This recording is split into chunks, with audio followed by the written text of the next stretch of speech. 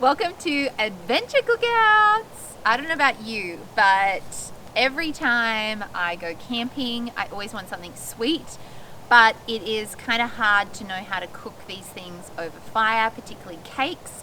So I've got a killer recipe for you. We're going to be cooking a self-saucing chocolate pudding, which is a very traditional Australian thing, in a mug over the fire. You're going to need some self-raising flour and some cocoa powder. I'm going to put the recipe below for you guys.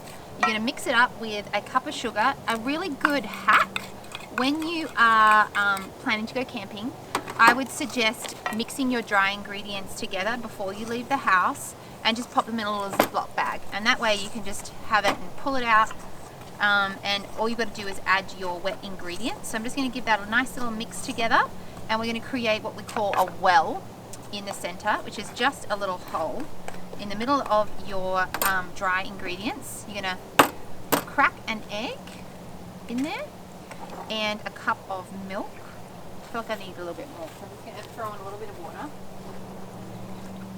Should be milk, but whatever. You can improvise when you're outdoors. And we're going to mix this together. Got some butter, one sec. I've just melted it by the fire here. Pop in 60 grams of butter. And I just melted that in one of the cups that I'm going to be doing the cakes in. No need to make unnecessary dishes. Give it a good mix up. So whenever I start to mix my cake batter, I will generally start from the center and work my way out into it, and then just start to fold in and incorporate the rest of the dry ingredients till you don't have any lumps left. And there is our chocolate batter. Quality control. Yum. Now, the self-saucing pudding, it is kind of fun. I remember being a kid and making this, and you're like, how does the water not go down? I'll show you what I'm talking about. Through the cake and turn it all to slop. I don't know, it's amazing. It's a miracle. Alright, so you're going to mix, this is brown sugar and cocoa. It's about half a cup of brown sugar with about a good tablespoon of cocoa powder, and that's going to go on top of our chocolate pudding. You're going to grab your cups, probably have way too many. You might just do 3, let's do 4. And you're going to pour your batter into your little tin enamel mugs. These ones are by Campfire Australia. And you just want enough to kind of fill up about half of the cup, because they're going to expand when they're cooking. Or rise, I should say. Expand. The cup's going to explode. Won't really. Just evenly distribute all of your chocolate mixture between them. Give the bowl to someone to lick. And then you're going to get the topping, which is this. This is what's going to make the sauce for our pudding. And you're going to sprinkle about a tablespoon on top of each of them.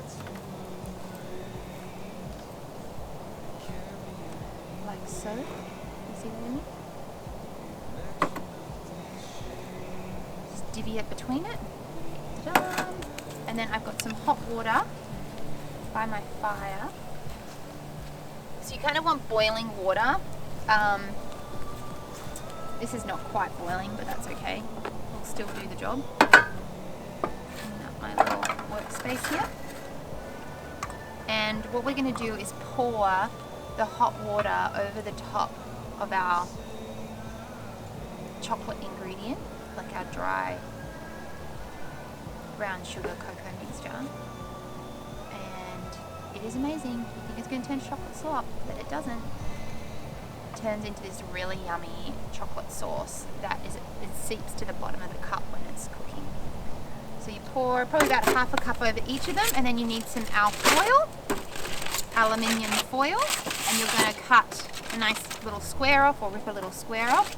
And what you want to do is I fold mine over so it has like a little edge like this, just to help with any, when the heat inside the cup, all that hot air starts to rise, it's got somewhere to go. and it will just help to give it a little bit of extra steam.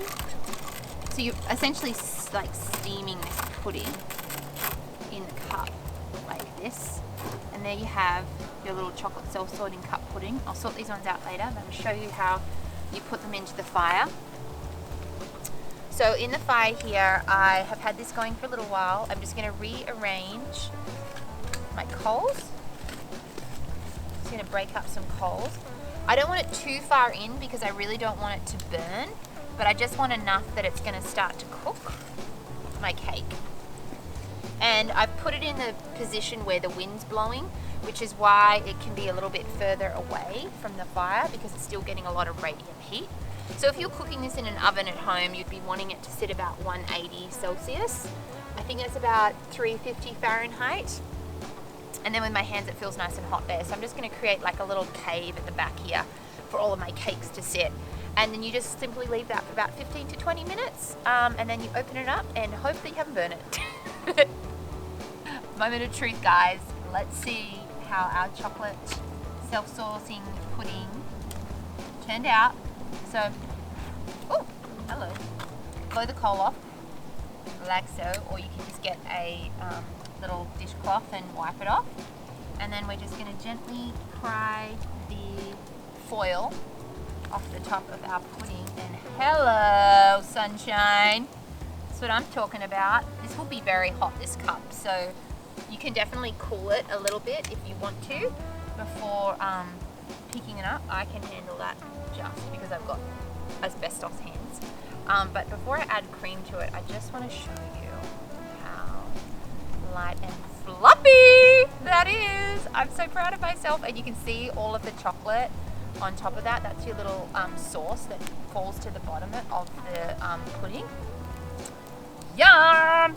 Pour a little bit of your cream over. Oh, hell yeah! You could make yourself a cup of tea. Have a little nip of whiskey.